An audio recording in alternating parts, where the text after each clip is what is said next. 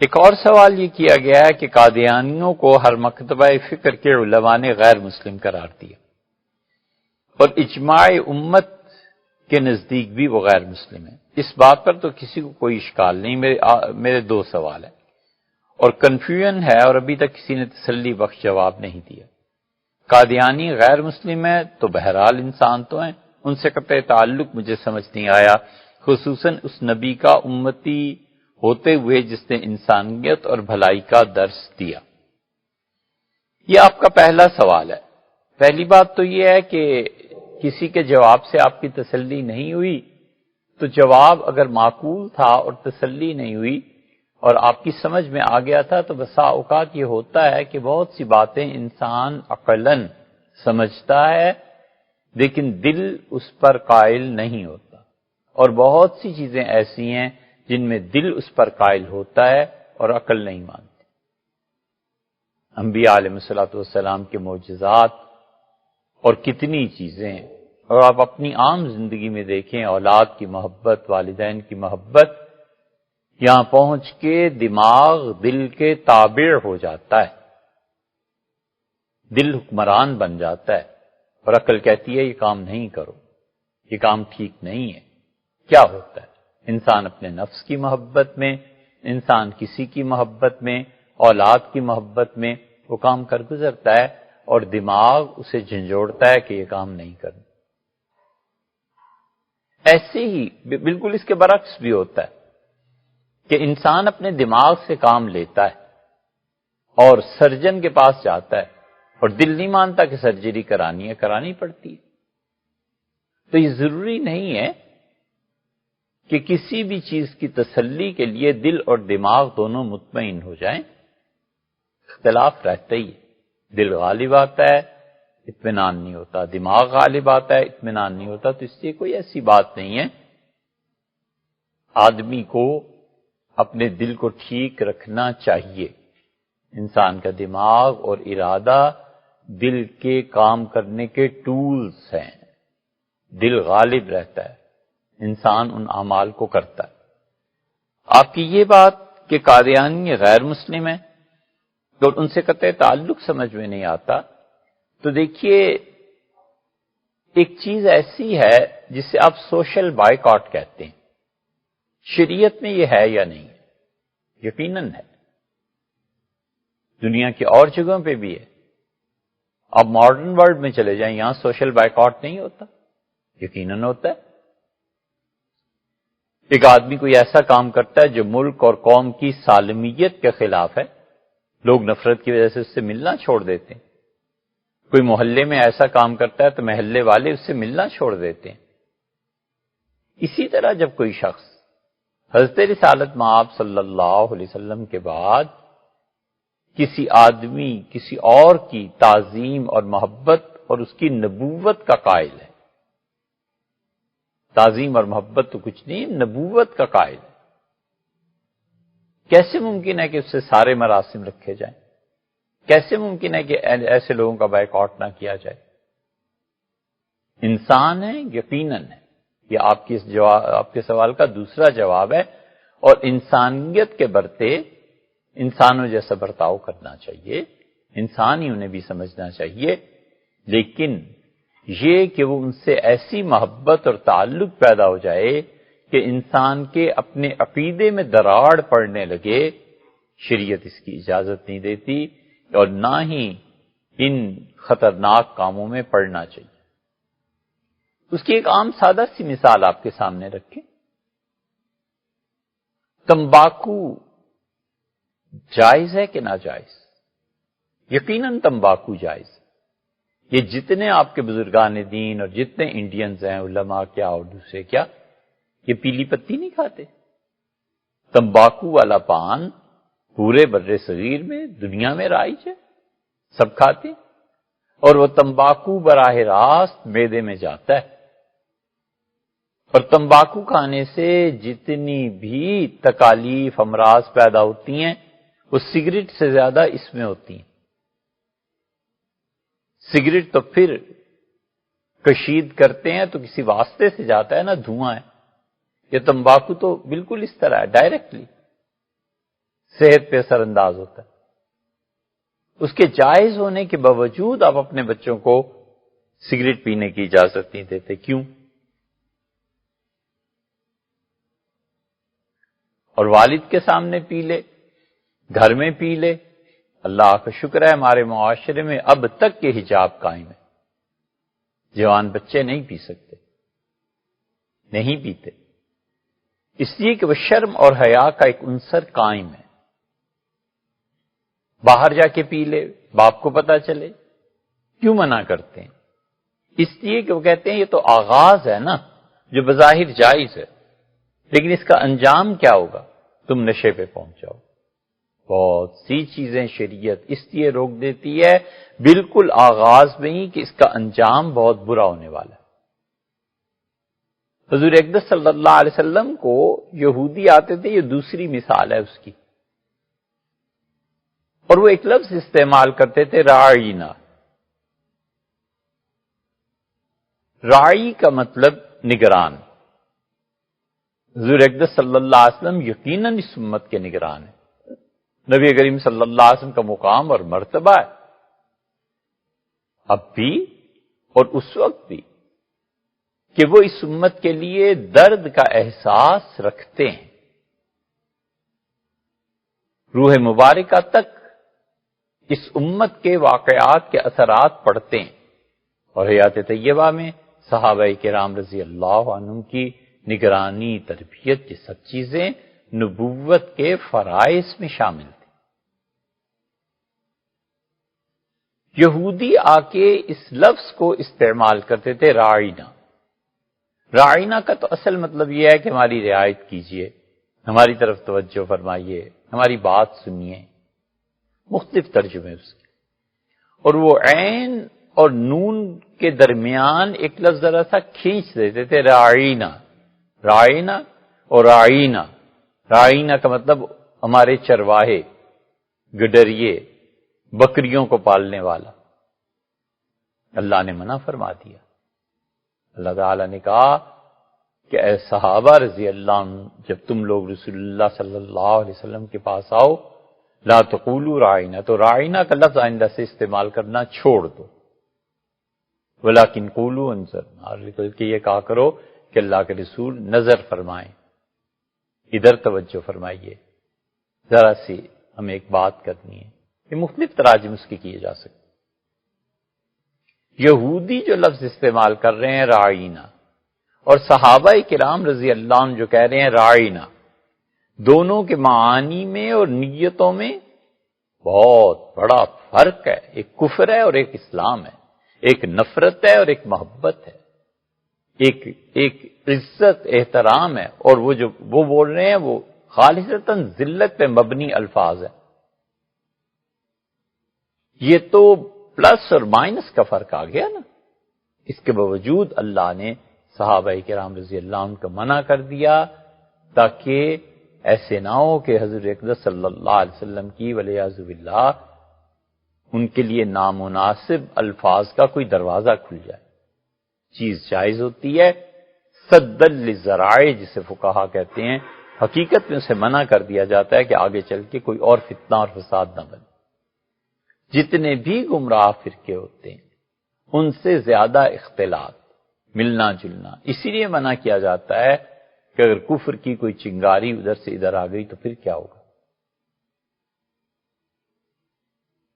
عقیدہ برباد ہو جائے گا، آخرت برباد ہو جائے گی۔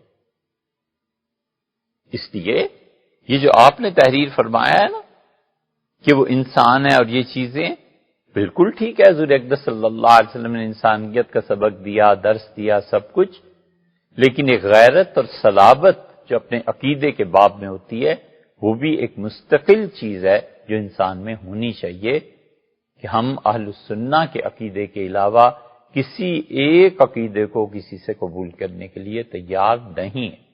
عقیدہ پلس مائنس کی چیز ہوتا ہے، اس کے درمیان اور کوئی چیز نہیں ہوتی، یا ہاں ہے یا نہ، یا صحیح ہے یا غلط، درمیان کی کوئی راہ نہیں ہوتی۔ اس لیے کبھی گمراہی کا ایک جملہ وہ کہہ دے اور بچے کے دل دماغ میں وہ گمراہی کا جملہ بیٹھ جائے، اب کرتے رہیے اس پہ محنت اور کام. اس سے بہتر نہیں ہے کہ اس زہریلی چیز کے قریب ہی اسے نہ جانے دیا جائے. یہ بائیکاٹ کی اصل ہے. باقی جہاں تک انسانیت کا تعلق ہے، انسانیت کے ہوتے ہوئے سب ان سے تعلقات رکھتے ہیں. جو لوگ ان پہ ظلم اور زیادتی کرتے ہیں یہ خود قابل مذمت ہے. ہم یہ نہیں کہتے کہ ان پہ ظلم کرنا چاہیے، کوئی اس بات کا قائل نہیں ہے کہ زیادتی کرنی چاہیے. آپ کا یہ فرمانا کہ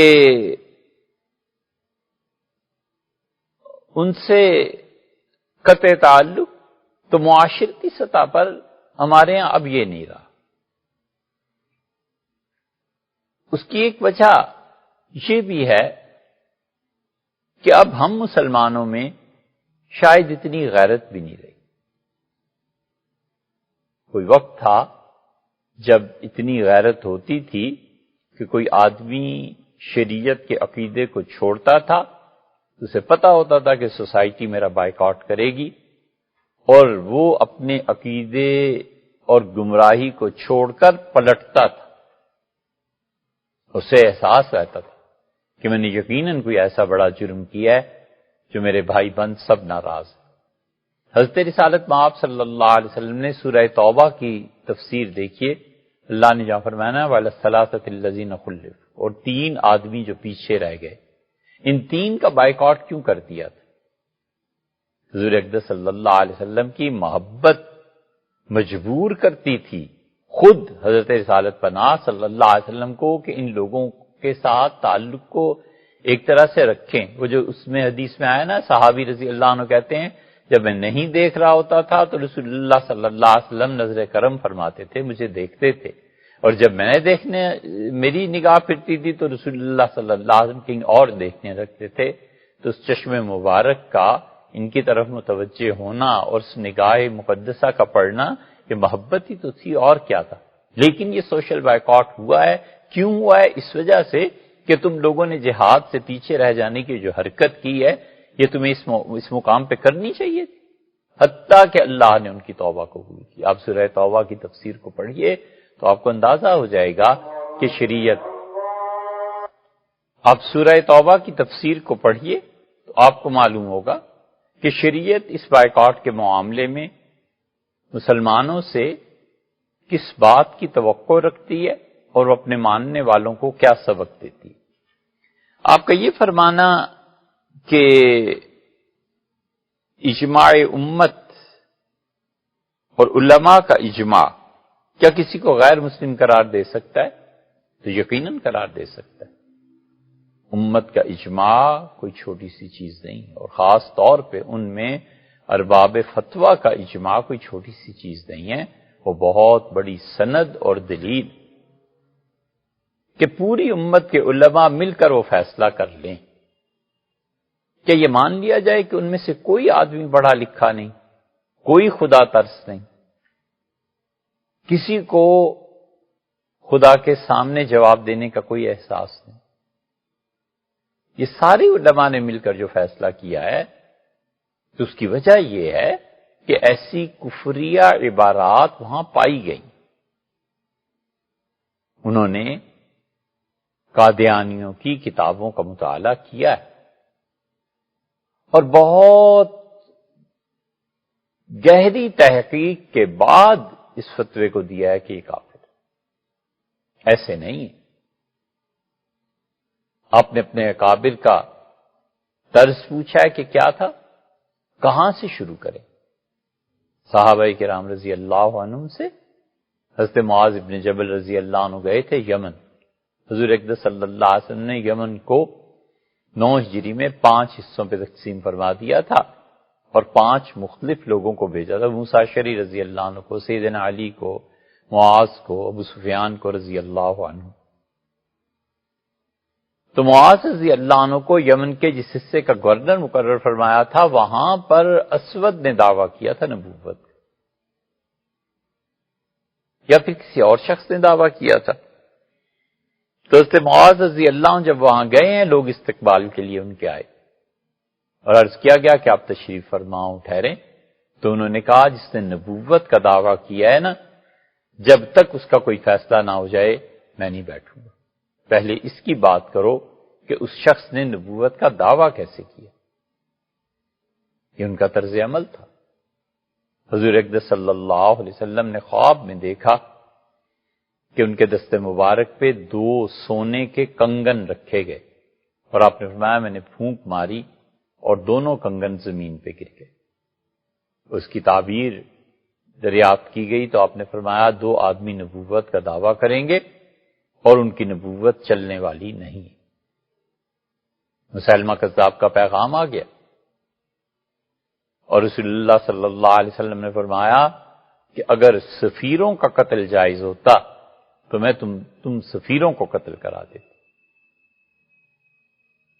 یہ طرز عمل تھا رسول اللہ صلی اللہ علیہ وسلم کا کہ نبوت جیسی چیز پہ اگر کمپرومائز کر لیا جائے تو پھر دین رہ کیا جاتا ہے۔ آپ سوچیں نا، باب اللہ نے نبوت کا دعویٰ کیا تھا، اس سے بھی آگے بڑھ گیا تھا، تو بہائی الگ ہو گئے۔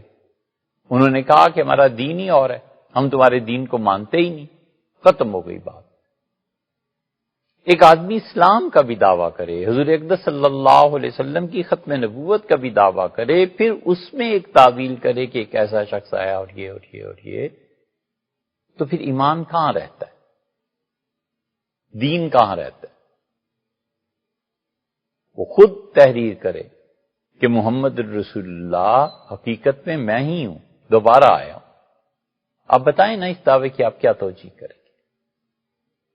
آپ کے اسلاف کا طرز عمل تو یہ رہا ہے کہ وہ اتنے محتاط تھے کفر کا فتویٰ دینے میں کہ خاکسار تحریک کے بانی علامہ مشرقی ان پہ کفر کا فتویٰ دینا تھا، اور دیوبند میں وہ فتویٰ آیا تھا۔ مفتی محمد شفیع صاحب رحمۃ اللہ نے لکھا ہے کہ میں اتنے ہفتے فارغ ہو کر ساری کتابوں کا مطالعہ کیا، پھر وہ ملنے گئے کہ آپ کا عقیدہ کیا ہے، پھر جا کر کہیں انہوں نے فیصلہ کیا۔